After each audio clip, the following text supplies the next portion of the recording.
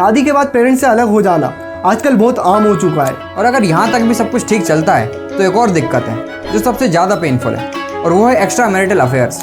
क्योंकि इंडिया में हमेशा से ही समाज में लड़कियों के कंपैरिजन में लड़कों को थोड़ी ज़्यादा प्रिविलेज दी गई है। और एक लड़के का चैलेंज सिर्फ जॉब पाना नहीं होता बल्कि गवर्नमेंट जॉब पाना होता है, क्योंकि लड़की की फैमिली वालों को तो वही चाहिए कि अगर एक लड़की अनएम्प्लॉयड है तो उसकी शादी हो जाएगी, बट अगर एक लड़का अनएम्प्लॉयड है तो उसकी शादी नहीं हो पाएगी। कि एज अ मैन आपको तो स्ट्रांग रहना ही है, आप वीक नहीं हो सकते, आप अपने इमोशंस एक्सप्रेस नहीं कर सकते। क्योंकि हमारी सोसाइटी में रोना सिर्फ लड़कियों के लिए अलाउ करके रखा है, सिर्फ लड़कियां ही रो सकती हैं। क्योंकि हमारी सोसाइटी में मेल्स को एक पावरफुल जेंडर माना जाता है and mean the powerful gender of the species. ये लोग तो पैदा ही स्ट्रॉन्ग होते हैं। लेकिन अगर आप मैस्कुलिनिटी के बारे में बात करोगे तो यही लोग आपको टॉक्सिक बोलेंगे। लड़का और लड़की ऑलमोस्ट इक्वल लेवल पर ही है, दोनों को इक्वल अपॉर्चुनिटीज दी जाती हैं और दोनों के पास इक्वल रिस्पॉन्सिबिलिटीज भी है। एक मिनट, इक्वल रिस्पॉन्सिबिलिटीज क्या सच में?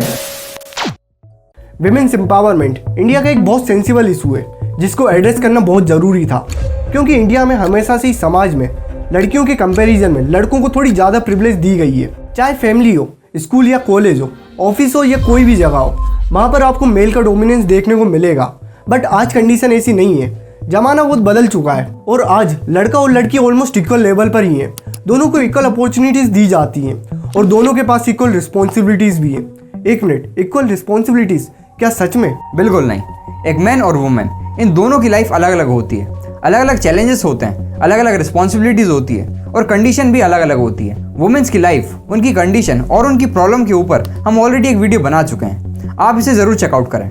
बट इस वीडियो में हम बात करेंगे एक लड़के की, एक आदमी की लाइफ के बारे में। तो अगर आप एक लड़के हैं तो इस वीडियो को लास्ट तक ज़रूर देखना, जहाँ एक तरफ पूरी दुनिया identity crisis, gender inequality, women empowerment जैसे टॉपिक्स पर बात करके अपने ओपिनियंस बता रही है, वहीं पर मैन एम्पावरमेंट के बारे में बात करने के लिए कोई है ही नहीं। आखिर क्यों? क्योंकि हमारी सोसाइटी में मेल्स को एक पावरफुल जेंडर माना जाता है and mean the powerful gender of the species. ये लोग तो पैदा ही स्ट्रॉन्ग होते हैं और इसलिए इन्हें ज़्यादा फर्क भी नहीं पड़ता। बट ऐसा नहीं है, फर्क पड़ता है।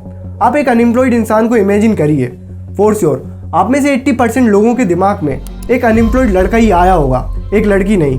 क्योंकि हमारी सोसाइटी में एक सोच अक्सर देखने को मिलती है कि अगर एक लड़की अनएम्प्लॉयड है तो उसकी शादी हो जाएगी, बट अगर एक लड़का अनएम्प्लॉयड है तो उसकी शादी नहीं हो पाएगी। क्योंकि लड़के के ऊपर अपनी फैमिली को फीड करने की रिस्पॉन्सिबिलिटी होती है। तो कौन सा फादर अपनी बेटी का हाथ एक ऐसे लड़के के हाथ में देगा जो अनएम्प्लॉयड है, जिसके पास पैसे कमाने का कोई जरिया ही नहीं है? अगर एक लड़की अनएम्प्लॉयड है तो कुछ ज़्यादा बड़ी परेशानी नहीं है, बट अगर एक लड़का अनएम्प्लॉयड है तो ये एक बहुत मेजर इशू है। और इसलिए लड़कों में पैसे कमाने और अच्छी नौकरी लेने का pressure as compare to girls बहुत ज़्यादा होता है। और एक लड़के का चैलेंज सिर्फ जॉब पाना नहीं होता बल्कि गवर्नमेंट जॉब पाना होता है, क्योंकि लड़की की फैमिली वालों को तो वही चाहिए।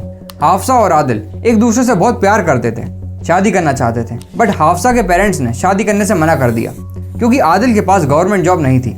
पर ये सिर्फ एक कहानी नहीं है, बल्कि हर 4 में से एक लड़के की कहानी है। लड़की वालों को एक वेल सेटल लड़का चाहिए जिसके पास गवर्नमेंट जॉब हो, खुद का घर हो और लड़का बुरी आदतों में ना फंसा हो। और पर्सन टू पर्सन लड़की वालों की डिमांड भी चेंज होती रहती है, जिसकी वजह से इंडिया के बहुत सारे मेंस अनमैरिड हैं। 2007 में 51% मेंस अनमैरिड थे, बट पिछले कुछ सालों के अंदर ये नंबर 61% तक पहुंच गया है। और जो किसान हैं उनके लिए तो लड़की ढूंढना बहुत बड़ी प्रॉब्लम है, क्योंकि कोई उन्हें लड़की देना ही नहीं चाहता। बहुत सारे केसेस तो ऐसे हैं जिसमें लड़की शादी के दिन ही शादी करने से मना कर देती हैं। जैसे 2021 में एक लड़की ने शादी करने से सिर्फ इसलिए मना कर दिया क्योंकि लड़का चश्मा पहनता था।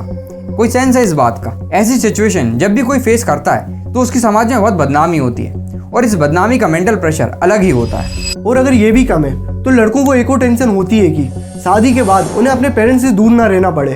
शादी के बाद पेरेंट्स से अलग हो जाना आजकल बहुत आम हो चुका है। 60% वीमेंस ये एडमिट करती हैं कि उन्हें अपने सास ससुर के साथ रहना पसंद नहीं है और लड़के के लिए अपने पेरेंट्स को छोड़ना बहुत पेनफुल सिचुएशन होती है, खासकर शादी के बाद। और सिर्फ लड़के के लिए नहीं, उसके पेरेंट्स के लिए भी ये बहुत पेनफुल सिचुएशन होती है। आखिर कौन ऐसी सिचुएशन को एक्सपीरियंस करना चाहेगा? इसलिए मैट्रिमोनियल एड्स में लड़कियां पहले ये डिक्लेयर कर देती हैं कि उन्हें एक ऐसा हस्बैंड चाहिए जो अपने पेरेंट्स से अलग रहे। विमेंस को एक रिच लड़का चाहिए, खुद का घर होना चाहिए, गवर्नमेंट जॉब होनी चाहिए। यहाँ तक तो फिर भी ठीक है, बट पेरेंट्स से अलग रहना क्या ये सच में ज़रूरी है?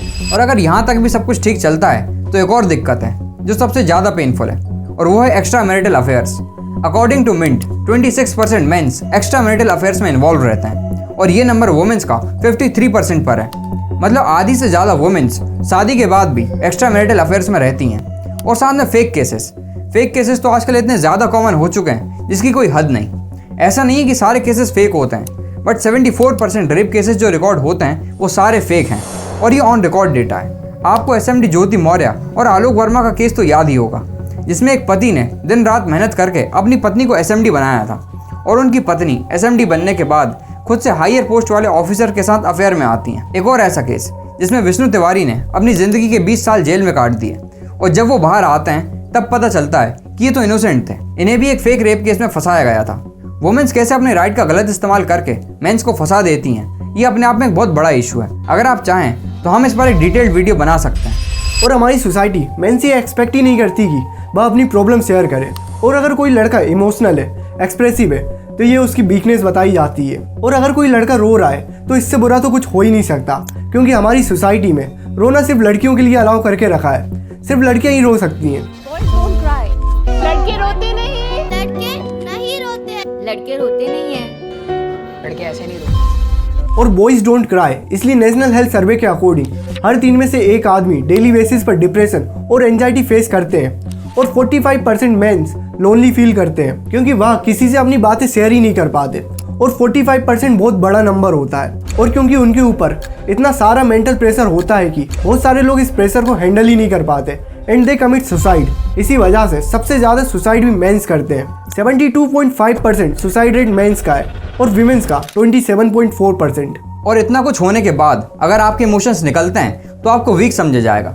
ये सोसाइटी आपसे एक्सपेक्ट करती है कि एज अ मैन आपको तो स्ट्रांग रहना ही है, आप वीक नहीं हो सकते, आप अपने इमोशंस एक्सप्रेस नहीं कर सकते। लेकिन अगर आप मैस्कुलिनिटी के बारे में बात करोगे तो यही लोग आपको टॉक्सिक बोलेंगे, फेमिनिज्म के बारे में ज्ञान देंगे। ये वो लोग हैं जो जेंडर इक्वलिटी के बारे में तो बहुत बात करते हैं, बट जब एक मेल की बारी आती है तो ये लोग कहीं दिखाई नहीं देते। जबकि फेमिनिज्म का मतलब है equal rights for both mens and womens. Feminism दोनों जेंडर के बारे में बात करता है, तो फिर क्यों मेंस के ऊपर इतना ज़्यादा मेंटल प्रेशर है? इसका रीजन है फेक फेमिनिज्म। फेमिनिज्म के नाम पर मेंस के खिलाफ रहना, विमेंस को मेंस से ज़्यादा राइट्स देने की डिमांड करना, हमेशा सारे खतरे वाली जॉब्स मेंस को देना, जो आज भी होता है। विमेंस एम्पावरमेंट हो रहा है, लेकिन विमेंस सिर्फ कॉर्पोरेट जॉब्स के लिए जाती हैं। आप अपने आसपास नज़र उठाकर देखिए, गटर कौन साफ कर रहा है, प्लम्बिंग का काम कौन कर रहा है, इलेक्ट्रिशियन जैसी रिस्की जॉब्स कौन कर रहा है? मेंस। आपने विमेंस को बहुत ही रेयर इन जगहों पर काम करते हुए देखा होगा। ये बहुत गलत बात है। Both mens and womens are the integral part of society. Mens और वुमेन्स मिलकर ही सोसाइटी बनाते हैं और काफ़ी हद तक एक दूसरे पर डिपेंडेंट भी हैं। और हर जेंडर, चाहे वो मेल हो या फीमेल, सबको अपने इमोशन एक्सप्रेस करने चाहिए। इमोशंस एक्सप्रेस करने से काफ़ी हद तक एंजाइटी, डिप्रेशन और सुसाइड रेट कम हो सकते हैं। ऐसा नहीं है कि सारे मेंस सही होते हैं या सारी वुमेन्स गलत होती हैं। Both mens and womens has flaws which needs to solve. Womens की प्रॉब्लम्स भी सोसाइटी के लिए बहुत मैटर करती हैं। आज भी Tier 2 Tier 3 सिटीज़ में 8 बजे के बाद विमेंस को घर से बाहर नहीं निकलने दिया जाता।